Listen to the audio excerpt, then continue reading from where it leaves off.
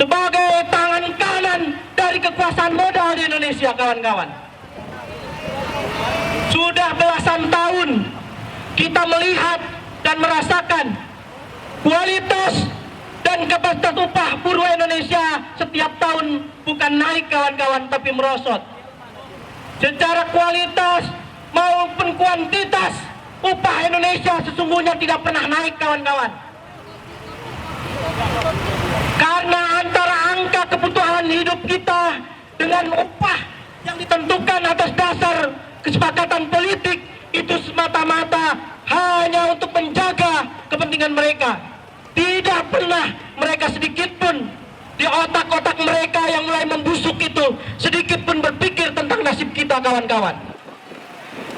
Maka Federasi Perjuangan Buruh Indonesia dalam kesempatan yang berharga ini kembali mengajak kepada kawan-kawan bahwa secara temporari perjuangan upah, kenaikan upah tahun 2022 perlu kita terus perjuangkan.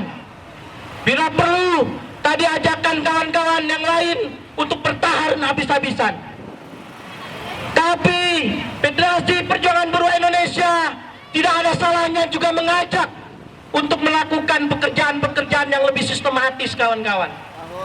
Kalau mereka merampas hak kita dengan cara politik dan sistematis, apa iya kita harus terus melawan dengan cara-cara seperti ini, kawan-kawan? Perlawanan kita baru sifatnya baru momentum, kawan-kawan. Ketika ada isu upah kita akan dirampok kembali oleh Jokowi dengan hanya membatasi upah melalui kebijakan 36, PP 36, baru kita bicara upah. Tapi bagaimana ketika upah itu dirampas kembali melalui kenaikan pupuk, kenaikan harga kesehatan, kenaikan biaya pendidikan, kita juga terlalu abai. Maka dalam kesempatan yang baik ini, FPBI menawarkan kembali kepada kawan-kawan untuk sama-sama menggarap konsep upah layak, kawan-kawan. Satu konsep yang harus utuh dibawa oleh gerakan buruh bersama rakyat, kawan-kawan. Agar kita berjuang berdasarkan atas apa yang real kita alami, kawan-kawan. Kalau hari ini masih beragam, ada yang hanya cukup dengan 5%, daripada 0% katanya, udah ada 5%. Ada yang menuntut 10%, ada yang menuntut 15%, ada juga yang menuntut bagaimana upah dinaikkan sesuai dengan kebutuhan real kehidupan rakyat Indonesia, kebutuhan hidup kaum buruh, kawan-kawan.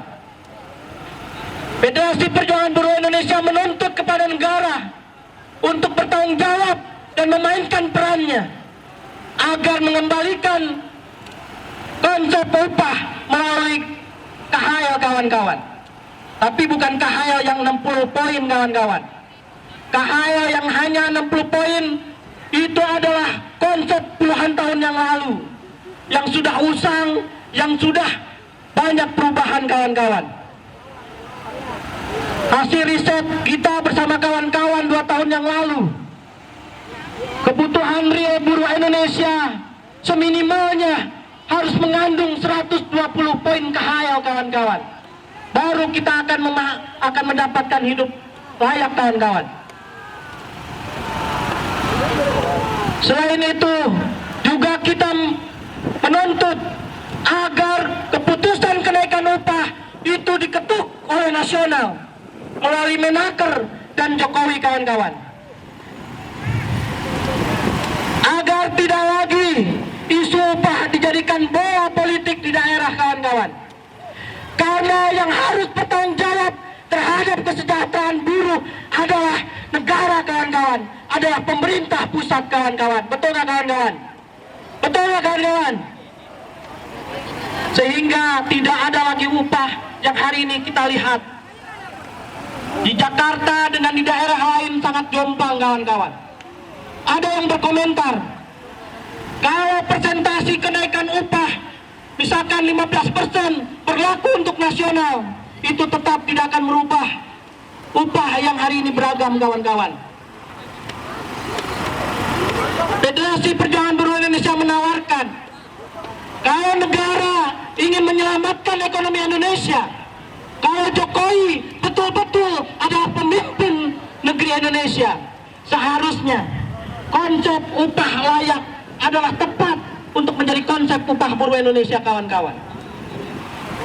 Bagaimana untuk supaya tidak ada ketimpangan, maka perlu digarap satu konsep yang bagaimana kita bisa melihat kebutuhan real masyarakat Indonesia atau kaum buruh di seluruh wilayah, kawan-kawan. Baru akan menentukan berapa besar kenaikan secara persentase. Kalau hari ini semuanya gaib, hari ini sesuai siapa yang membisikinya, kawan-kawan. Siapa yang membisiki kenaikan upah buruh hanya 1,09, kawan-kawan. Siapa kira-kira yang membisiki Jokowi, kawan-kawan? Selain Jokowi yang kesurupan oleh kepentingan moda internasional dan nasional, tapi di sekeliling Jokowi adalah antek-antek apindo, kawan-kawan. Betul nggak, kawan-kawan? Betul nggak, kawan-kawan? Di sekeliling Jokowi adalah pengusaha-pengusaha yang hari ini menjadi musuh kelas kita, kawan-kawan. Sekali lagi, setelah aksi atau setelah perjuangan upah tahun 2022, Federasi Perjuangan Buruh Indonesia mengajak pada kawan-kawan untuk duduk bareng, untuk bermusyawarah, untuk belajar bareng bagaimana merumuskan satu konsep upah layak nasional. Itu saja, kawan-kawan, yang kami sampaikan. Sekali lagi, kekuatan politik buruh hanya pada tangan dan kaki kita, kawan-kawan. Tidak boleh lagi kita titipkan kepada pihak-pihak yang selalu mengatasnamakan nasib kita, kawan-kawan. Sepakat, kawan-kawan? Sepakat, kawan-kawan? Jadi kalau ada yang berkampanye yang selalu mengatasnamakan kepentingan buruh, kita harus waspada, kawan-kawan. Lihat kiri kanan kita, belakang depan kita, siapa yang bersama-sama berjuang. Kalau bukan petani, kalau bukan mahasiswa, kalau bukan pelajar, kalau bukan miskin kota, tidak ada yang bersama kita. Itu saja, kawan-kawan. Terima kasih. Wabillahi taufiq wal hidayah. Assalamualaikum warahmatullahi wabarakatuh. Hidup buruh, hidup buruh. Kapitalisme